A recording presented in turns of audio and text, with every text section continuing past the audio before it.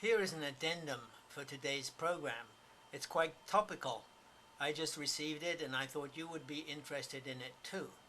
And the following is from thespec.com. It is a story posted on internet and you can look it up for yourself and read it. It shows that Abdu'l-Baha's visit to America still has influence 100 years later. It asks the important questions. Why did we not listen to him then? And why we don't listen to him now? We have had 2 world wars since Abdu'l-Baha's visit. Do we need a third? Jmahoney wrote this article and his title is Celebrating a Man Who Built Bridges of Faith. It is a story about Peace Train, a proclamation by Baha'is which occurred on September the 9th, celebrating a short stopover of Abdu'l-Baha in Hamilton, Ontario, Canada, at the train station in 1912. The proclamation featured music by the Hamilton Children's Choir, Adam Crossley, Asher Lentz, and Emily Dragoman, mezzo-soprano Margaret Bardos, spoken word artists Nabil and Karim, and many others. The event was free and was held for 2 hours at the Leuna station, where Abdu'l-Baha's train stopped for a short period. Mary Darling and Clark Donnelly, who live in Ancaster, know something about the amazing energy that gets kicked up when you drive one world into the nucleus of another. After all, they plopped a mosque down onto the middle of a prairie 7 years ago, and the sensation continues to be felt in still widening ripples of TV extension and cultural resonance. The inspiration for Little Mosque on the Prairie, the big CBC hit comedy that just wrapped up last season but is still showing in various formats, comes directly from our Baha'i faith, says Mary. They conceived the show with writer Zaka Nawatz and produced it. That faith, which calls for, among many other things, the building of bridges between different peoples and religions, hence the show, has now inspired Mary and Clark to undertake a different, more concentrated kind of programming. It happened over the duration of 2 hours last weekend.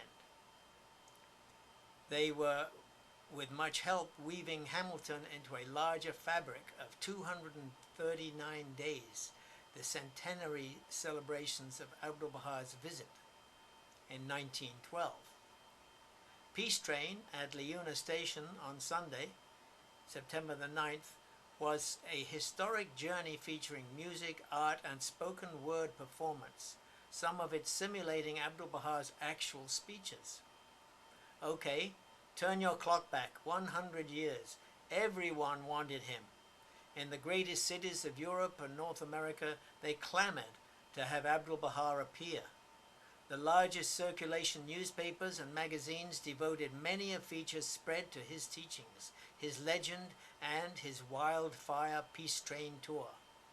So eager were his North American admirers, he was championed by the likes of Teddy Roosevelt and Alexander Graham Bell, to welcome him grandly to its shores after his charismatic sweep through Paris, London, and other old world capitals. They tried to book him passage on the Titanic. But Abdu'l-Baha, exile, prisoner, prophet, son of the founder of the Baha'i faith, was a man of profound humility. He refused the Titanic offer, instructing that the money instead be used for charity. He arrived on April the 11th. The Titanic, of course, never did.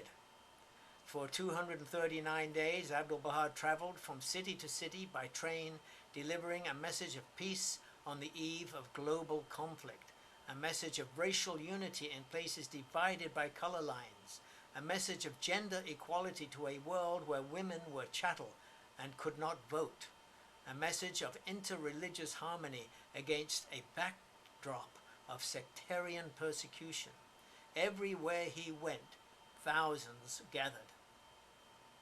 On September the 9th, 1912, 100 years ago, last Sunday, the great Abdu'l-Baha stopped in Hamilton aboard a TH&B train on his way from Montreal, his only Canadian appearance, to Buffalo. No one's sure if there was a crowd to greet him or if he addressed any visitors. We only know that the train stopped here, hence the celebration at Leuna Station, aimed as much at Toronto as Hamilton, as it is the biggest 239 days event in Ontario. The 239 days centenary is being celebrated in events all over, including New York, Chicago, and Los Angeles, and on September the 8th in Montreal. He was prophetic, says Mary. He warned against extremes of wealth and poverty. He spoke of the artificial boundaries between people, races, religions, and countries, and how, if we fail to grasp onto our oneness, the world would accelerate toward war. He said a great war would happen and a worse one was to follow. The First World War began 2 years later. People at the time were captivated by his ideas and his presence, so why didn't they listen? Why don't they listen still? Because we so often don't. His message is as important as ever. He was something new in religion, says Clark. In cities all over the U.S., he insisted that black and white come to his table together, despite shock and protest, and he spoke profoundly of the rights and wisdom of children.